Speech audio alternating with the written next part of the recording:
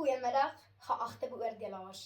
Ek is Estie van der Berg van Midstream College Hoërskool en ek is in graad 8. Wat is tog fout met sosiale media se klatergoud? Ontmoet vir Mia. Sy is 14 jaar oud en mal daaroor om met fotofilters te eksperimenteer. Wat begin het as 'n hulpmiddel vir selfuitdrukking, het vinnig in 'n lokval verander. Sy het konstant 'n digitale masker gedra en dinge uitgevee wat haar uniek maak. Sproete, glad gemaak, die klein oogies wat sy by ouma Hetty geërf het, kom ons maak dit net groter. Al haar unieke eienskappe vervang deur een of ander kunsmatige, een groote pas almal idee van perfek. Aanvanklik het dit lekker gevoel, soos om in 'n droomwêreld te stap. Maar mettertyd het die stil stem begin krap. Miskien is die regte ek nie goed genoeg nie. Mia se storie is nie uniek nie en is 'n werklikheid vir duisende ander tieners en beklemtoon die donker kant wat fotofilters voorhou. Voorsitter, is die klatergoud en die valse skyn wat ons daagliks op sosiale media sien, die nuwe realiteit waaraan ons gewoond moet raak? Moet ons goedsmoeds die gebruik van oormatige fotofilters aanvaar? Ek sê verseker nee, want dit beskadig jou selfbeeld, ontwrig jou verhoudings en kan selfs jou brein bedraad. In my opinie moet daar opgetree word teen die valse realiteit van die drogbeelde waarmee die fotofiltermaatskappye ons so mee bombardeer. Om mee te begin, beskadig die klatergoud van filters jou selfbeeld. Navorsing toon dat fotofilters direk gekoppel is aan 'n dalende selfbeeld by tieners. Dr. Nicole Canaris, 'n estetiese dokter van Johannesburg, het haar kommer hieroor uitgespreek in die artikel "Jy lyk nie soos jouself nie", wat op 14 Julie 2019 op Netwerk 24 gepubliseer is. Sy is veral bekommerd oor die styging in Snapchat-dismorfie, waar tieners 'n obsessie ontwikkel om voorkoms te verbeter. Daar is al meer jong pasiënte wat vra vir die perfekte vel, skerper wangbene en natuurlik voller lippe, soos die sosiale media vlinder Kylie Jenner.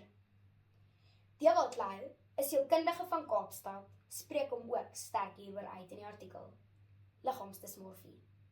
Ek haat my glimlag en ek kan nie eers na myself in die spieël kyk nie, wat in die Maart-April 2023 uitgawe van Sari verskyn het. Hy sien elke dag hoe perfeksie met iets onbereikbaar geassosieer word.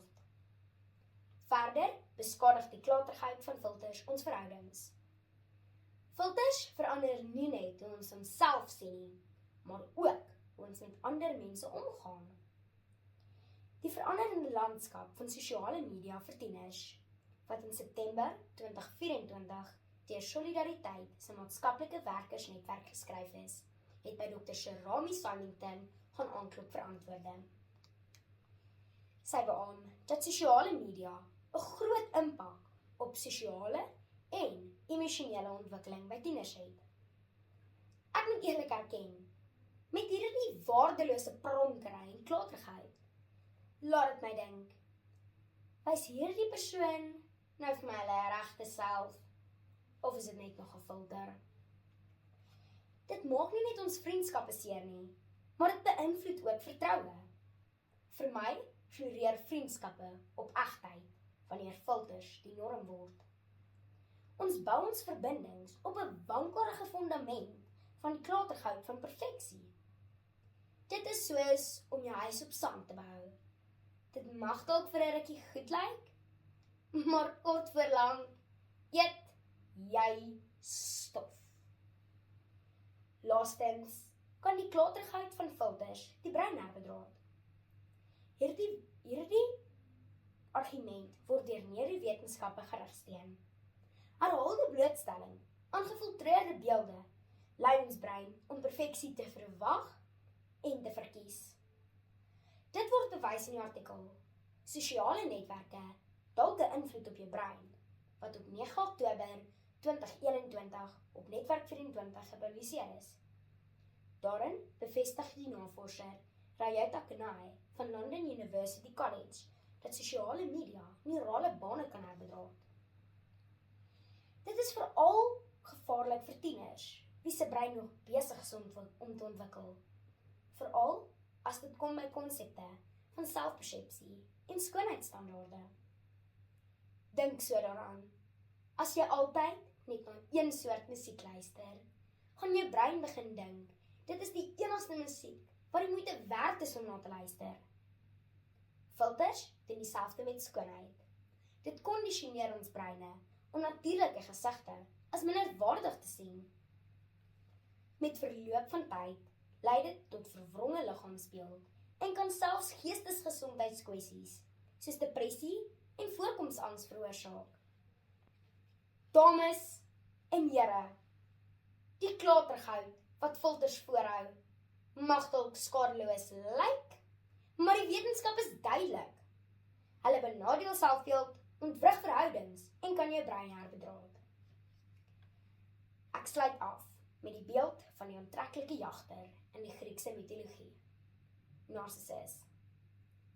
Hy het homself in die refleksie van 'n stroompie gesien en so verlief geraak op homself, dat hy verdrink het, toe die drogbeeld wou soen. Ek kan nie dink hoe iemand homself doelbewus in so lewensgevaarlike situasie sal wil plaas nie. Maar tog doen ons dit elke liewe dag deur gebruik te maak van oormatige fotofilters.